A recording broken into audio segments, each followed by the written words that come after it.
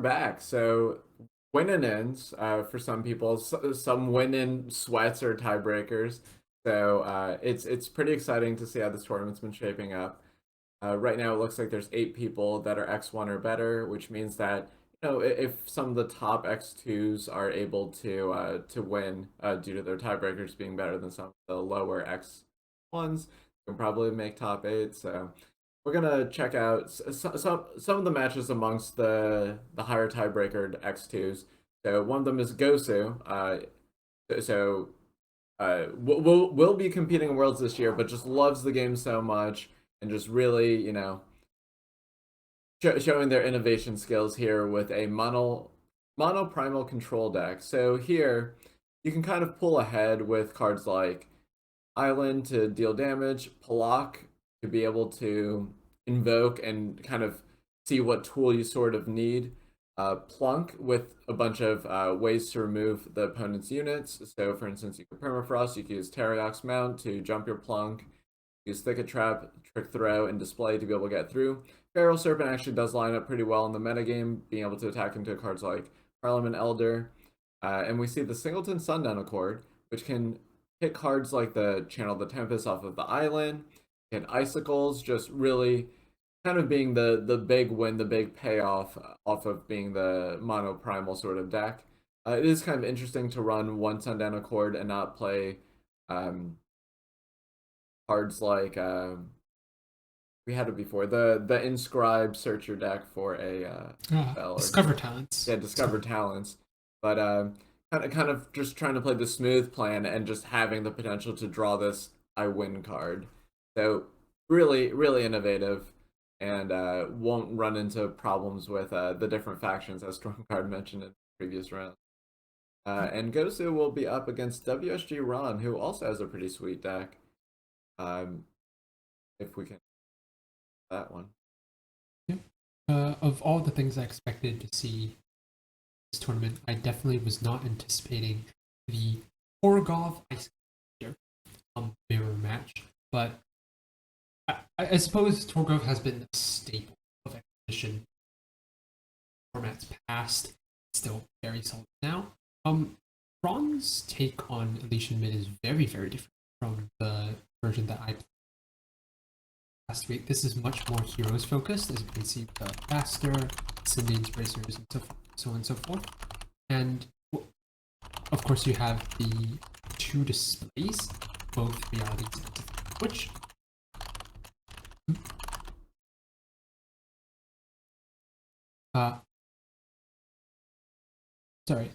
you have both displays, realities and survival.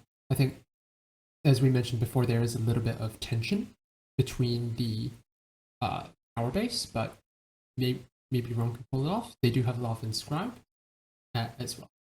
One card that I really seeing is Curious. So in a format where there's a love spot, B, you're really worried about sweepers, being able to get additional cards off of your big 6-drop unit that is also quite formidable to contend with is very important.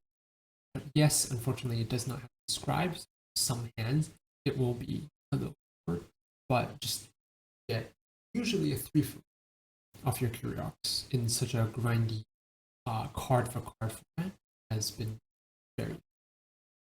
Yeah, I think Curiox is probably one of my favorite cards from like a design standpoint. Like it's just very interesting. Like its stats are very good.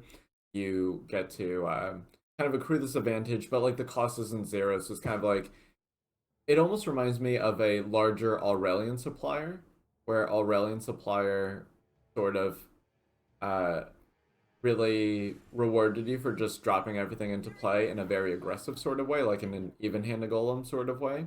Whereas Curiox rewards you for deploying your whole hand in a much more like mid-range sort of way. Yeah. And also, look at this beautiful new art from Curiox. It is absolutely. Yeah, yeah, I almost didn't recognize it. But yeah, you can pick those up today if you wanted to. As we see, Permafrost is actually aside from the Kyriak's relatively solid in this map, I think being able to lock down just these big cheap maintain the tempo. Most likely we're going to see a display of survive. Ooh, no power here, so they won't be able to chain into that second. But most likely the display of survive. I mean, it could be possible that gozuuu comes to the conclusion that they can't win if they don't hit their power drops anyways, and plays the second wisdom, banking on hitting a. But we see some discipline there in terms of just probabilities in a. Serpent Hive, a card that we saw do lots of in the Sky decks now, very effectively pumping up one to put goes in a very precarious position at just facing down multiple. Yeah, so the tension here is that you really wish you could display to kill the 2/3/3 flyers because you're probably just dead to that, but then you would just die to the cards in play, so instead you have to make this play to be able to stop Ariok. You just see kind of gozuuu trying to trade pound for pound, not quite working out.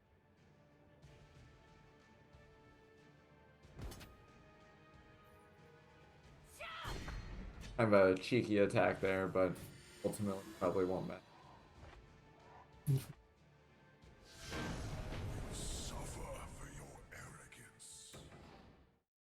I don't exactly know where that shadow. Well, let's see. Have been.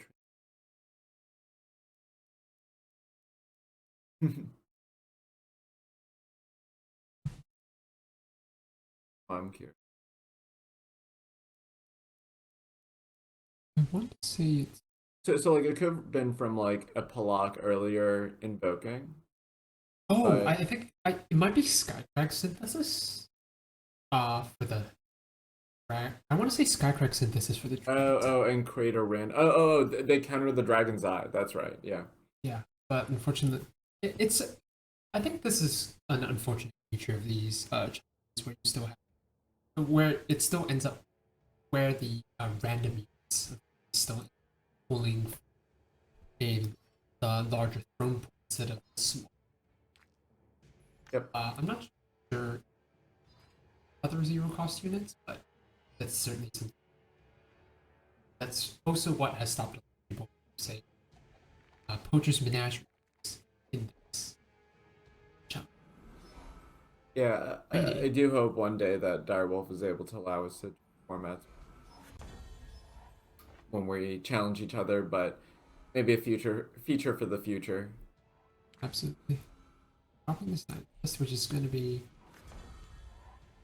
Would you? I think it's worth the display here, just because it does work.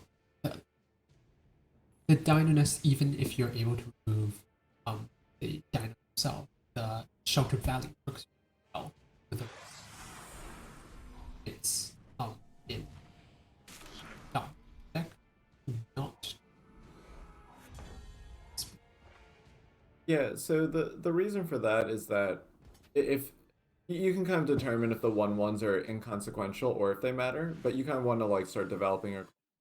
And I believe gozuuu's plan is to just transform it, maybe right before the Shelter Valley, maybe after the Shelter Valley flips, maybe then Rana attacks with all and you're able to eat them up, like eat up a bunch of 1/1s. Like, I'm just saying, maybe I can pick these off in a different way, so we're seeing with a trick throw here. So the Dino Nest, while very effective, as long as you have the display, you can pair that off whenever you want, but you can't deploy the Feral Serpent. Trying to smack Ron essentially before they can mass Ambassador plus a hero at the same turn, Kyriak's, etc. Yeah, so one plan we might see is something like play the Torgov. Then next turn you can play the Teriox mount plus Snowball. So you make the Dino Nest like a little less important, and then you're able to also fly over with the Torgov along with the Failsafe. So Ron's aware of this and is kind of just trying to attack back, um, and kind of say, okay, I'm going to try to deploy things on the ground. That line.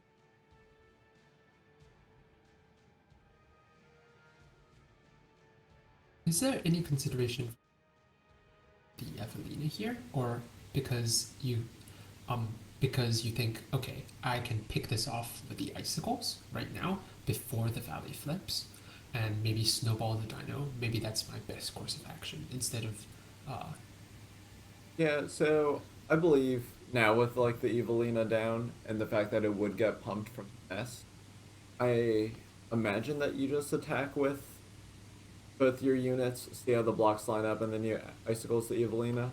But I can see sticking to the original plan and just flying over and just trying to end the game in 2 turns.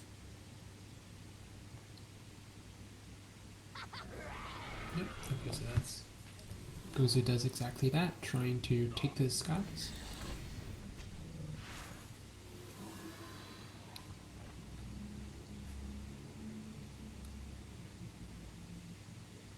Yeah, so I like getting rid of the second Torgov also because you just want to leave the most options. You don't know exactly how.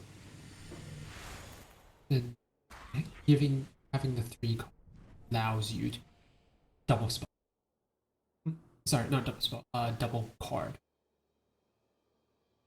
Spells pretty. Yeah, Yeah. depends on.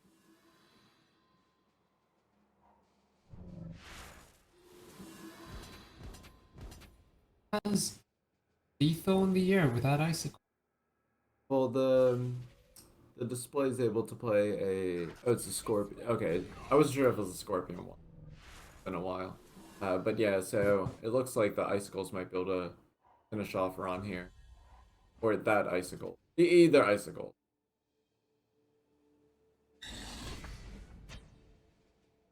uses the top deck icicle. I like this stuff.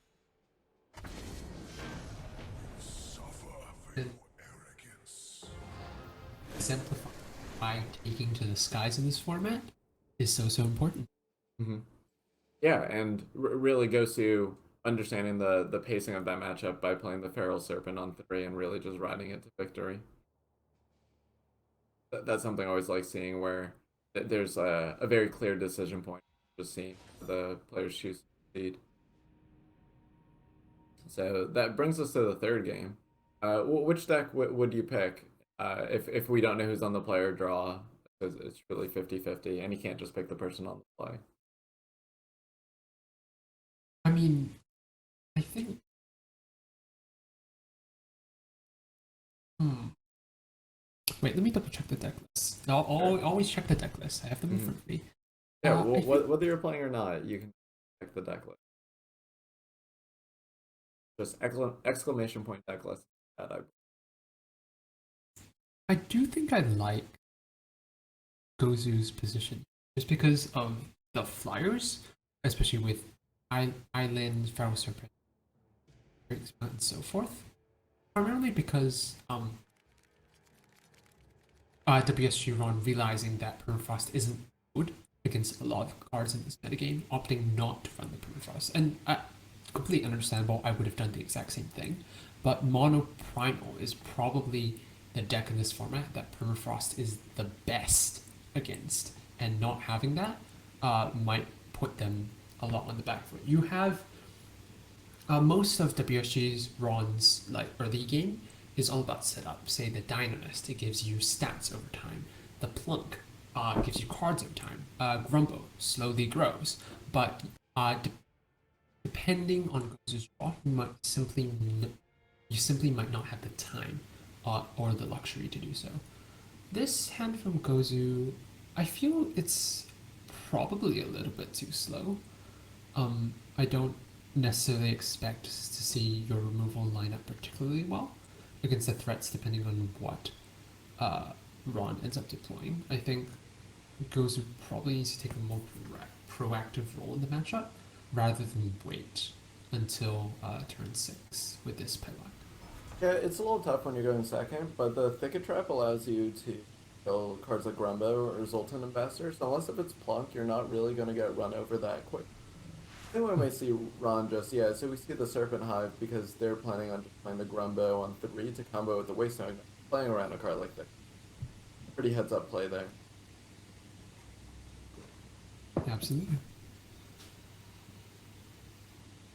So consideration on gozuu's side whether or not to inscribe that turn. I'm saying if you had Dino Nest, you probably would play it on 2, Speak of the Devil, um, and then you're not exposing Grumbo or Ambassador. Fine, I'm just inscribing this that we don't miss it when I'm gonna play my card draw spells next, or a card like Icicles, and then to have 4 power and 4, and maybe just carve out from there. Imagine we see the Second Icicles. black here, strong. If you can wait on those draws.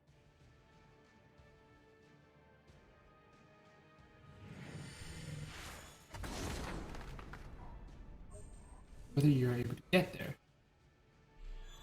Now,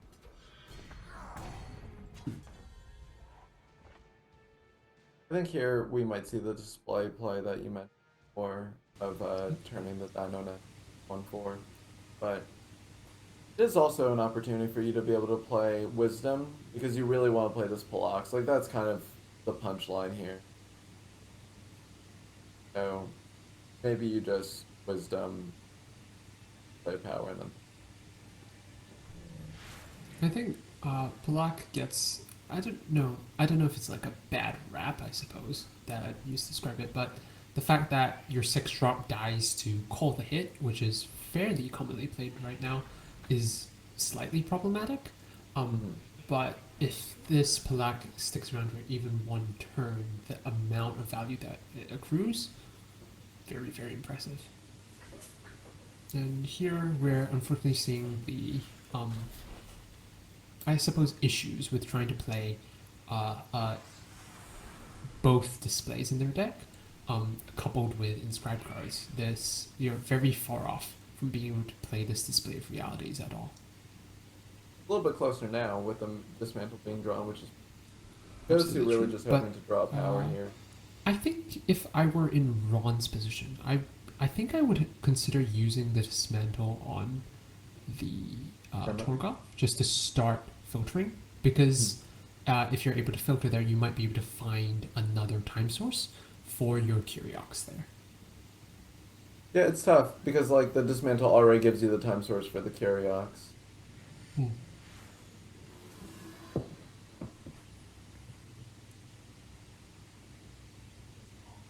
Yeah, this Curiox can come down, refill your hand, just be glorious, really. And just, as we mentioned, one of Gozu's best ways to like take over the matchup is in the skies. So just this Curiox just being a really massive roadblock on Ron's side is going to be very effective. Oh, I've never seen that That is Dragon's Eye before. pretty. That is very, very pretty. And now we have our third time source for our display of realities. Not only the third time source, but if you wanted to, yeah. So the survival makes sense, but you could have also played like Ambassador with Plonk also, which is pretty sweet. Ooh, this thicket trap. I have a tough position. I think you might still have to Palak. It's hard. Like the body of the Curiox is the hardest part of what's going on. Like it could be possible that you set up like display and then thicket trap, but I think you might not win those games and that you might just have to Palak to be able to generate like enough units that matter. It's really a tough call. Absolutely. I understand Gozu's like maybe if Gozu had other card draw in hand, I wouldn't necessarily count on being able to get through with the Torgoth as the thing as card draw. So if perhaps they had like a wisdom and didn't necessarily have to risk the block of combat, I could see the other line being slightly more effective. But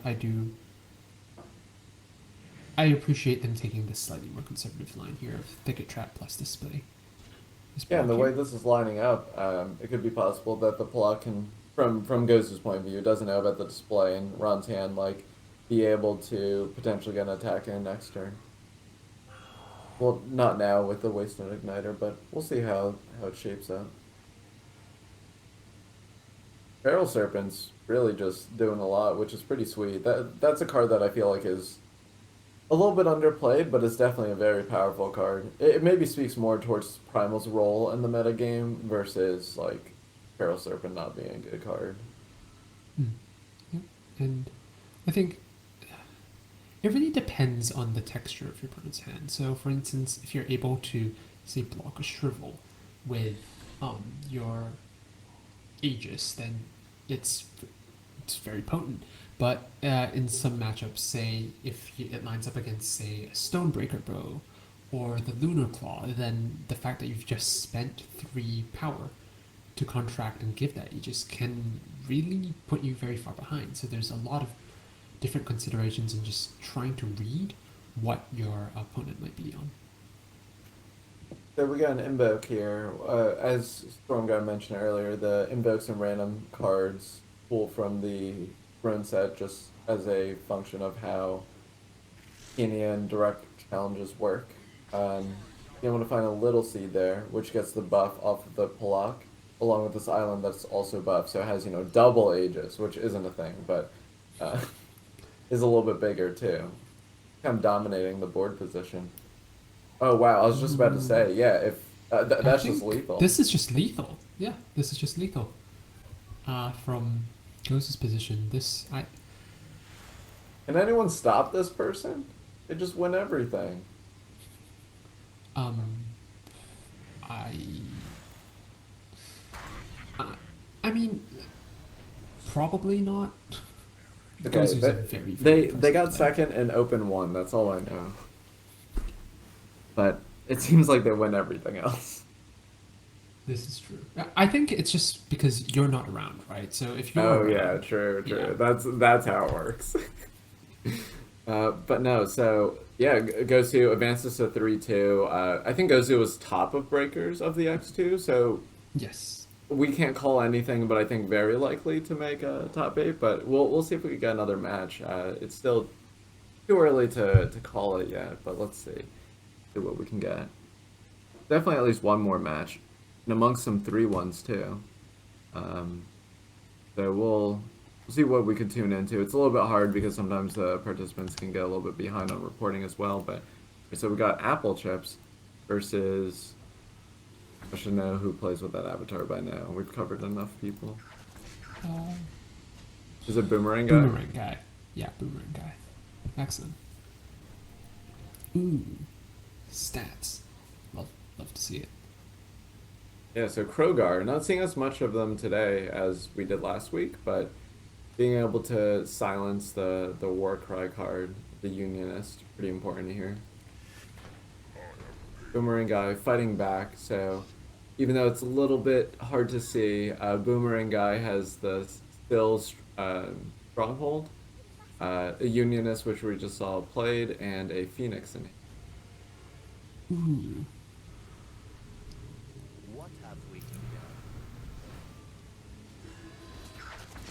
So choosing the Vikram to be able to get back in there makes a lot of sense.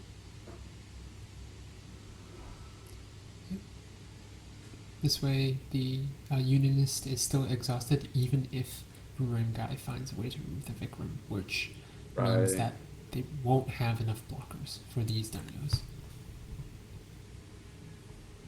Yeah, so pretty tough spot for them. It looks like their hand's not updating but trying to think, is there a way out for me? Maybe trying to figure out um let's see. That I don't, because yeah, if you victimless crime still. Yep. Let's do the Vikram.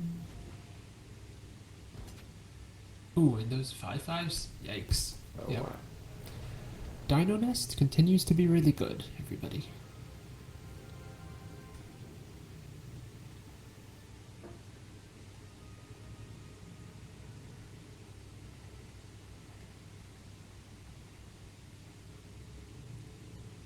Okay, and let's see. It looks like it's tough sometimes. Sometimes players forget to report their matches, so we're just trying to make sure everything's fine there. That might have been game one. People have been cruising along though, so we'll have to see. But there's still a few outstanding matches, but we're starting to see the top eight take some form, where just to spoil little things. So for 4-1s right now, we have the Bergen, so being able to bounce back after their loss to Apple Chips. Bifferific, who we haven't seen on camera yet, but is a known grinder, probably plays this game more than most people. So it's great to see them at 4-1 as well.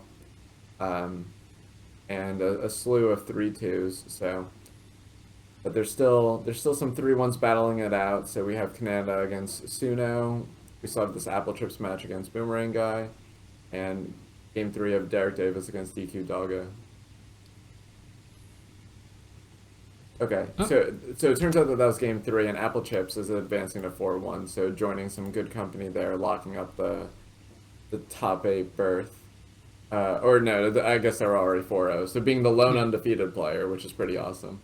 Uh, Uh, Locking up 5 points, which will be a massive boon to their current status in the if, leaderboard race. if I So, recall correctly, I think Apple Chips went 5-0 last week also. And I then, think they scored 5 points last week. So what happened was they went 4-1, and then won their match in the top eight for a total of 5 points. oh, Currently, they're okay. sitting at 5-4-4-3-2 as their best finishes. So if they, well, with the 5-0 here, they're stacking up to a minimum of 21 points on the leaderboard, if not more. And of course, they could still easily pull out a win today. At which point, well, the points don't really matter. Is that the one you're hoping for? I'm look. I am very very biased, but I am hoping that somebody ahead of me in the leaderboard race pulls the win today. Look, I'm self. I have interests. What can I say? As you should. So, we haven't seen Suno's deck, but I actually like the innovation here. So it's a Vision mid-range deck with Poacher's Menagerie. Um, and it kind of just plays a bunch of the good cards. It's playing like Dino Nest, the Unionist, Parliament Elder. For fives, Black Book and Krogar, but still able to go up to Storm Hall Plating. So we'll see how it fights against Canada with this mono Justice deck. Uh, I think is a very similar concept to the FJS list, right? You have some spot removal, you have the Black Book and the Patrol to boost up your Unleash units in Unionist and Parliament. Where it differs is, of course, you have Dino Nest instead of having more relic removal, attachment removal in the what's its face? Sorry, the Gorillas. You've Mhm. opted for perhaps something a little bit more raw, powerful. So Vikram, Dino Nest, Krogar, all very very strong cards. Definitely interested to see how this plays out for them. I mean, it's all just good cards. What could possibly go wrong? Yeah, so Canada kind of in an interesting spot. Yeah, so this play means that they are trying to just get the second Parliament Elder, I imagine. So you're able to display to get the extra Justice Sigil, and then Mm-hmm. maybe use armor if you have to.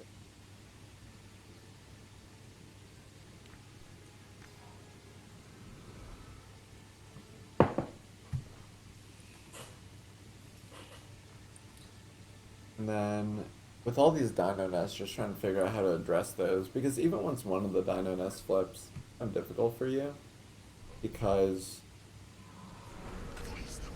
as 3-3s, it makes it kind of difficult for your Parliament Elder to do anything, and then they become 5-5s.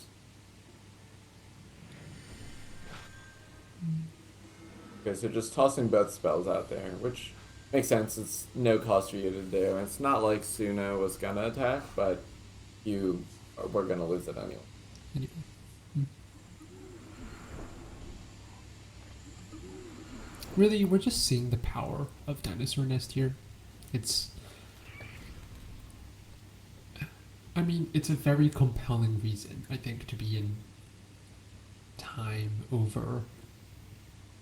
Sorry, I do think it remains a very compelling reason to be in time over fire for these sorts of like go wide on these strategies. Because look at this. Just I have no words. This card has been nerfed twice. Everyone, twice. Yeah, so Canada is just trying to figure out how to claw back into this one. The large part of the problem is the second Dino Nest going off this turn. If I understand the board state correctly. Absolutely. And I don't. Oh, Okay, solid that's a play cool from play. Canada. That is a very cool play. But I'm not sure if it'll quite be enough to save them here. The problem is that the black book having taunt forces them to essentially allows another 5/5 to get through here. Mm-hmm. Yeah, I can't see a way back for Canada. I concur, unfortunately. Just no sweepers. Yeah, so Suno's kind of like it's just a good stuff deck. I don't know how to put it. It reminds me a little bit of the World deck that the misplay brought. Of just playing all the good vision cards, but kind of just the next iteration by playing Black Book and Pusher's Menagerie. We'll see. So I think that brings them to 4-1 actually. So we will see them in the top eight. And that marks the end of the round. So let's see. Do-do-do. We need to get them reported, and then we can see. Storm, you can use your admin privileges, right? Wait, hold on. What was it? 2-1? 2-1, yeah. Two. In Awesome. Suno's favor. Oh my goodness. Brackets. Alright, great. So, in order from first to eighth place, we have our lone 5-0 Apple Chips. In 4-1, we have The Bergen, Suno, and Spifferific. And 3-2, so making it on breakers, we have Secret Plans, gozuuu, Boomerang Guy, and Canada. Condolences to Corrosion 9th place, followed by D Visan 80, DQ Doggo. And great turnout today. Love having everyone in chat. We're gonna take a quick break before we show you the bracket and we see how this all wraps up today.